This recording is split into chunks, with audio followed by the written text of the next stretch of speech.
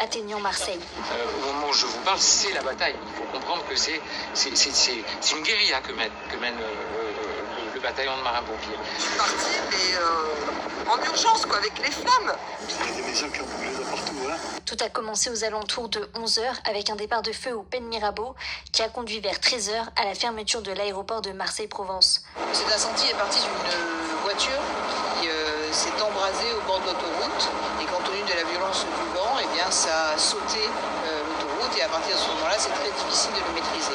Attisés par de fortes rafales de vent, les flammes ont franchi à 15h30 l'autoroute A55, permettant la progression du feu vers l'est et le sud. Tout est stratégie.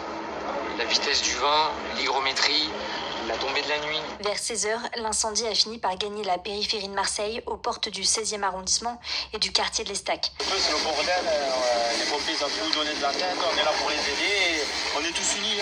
Même moi je viens du 10e, j'ai ma grand-mère qui habite dans le 16e, je suis venu aider. Des gymnases sont en train d'être préparés pour accueillir la population. Tout le monde est invité à rester confiné. Je demande à l'ensemble de la population de Marseille et des alentours d'être calme. Il ne s'agit pas de prendre sa voiture, il ne s'agit pas d'aller chercher un être cher. Les personnes sont en sécurité chez elles dès lors que les moyens aériens et dès lors que les moyens terrestres sont engagés.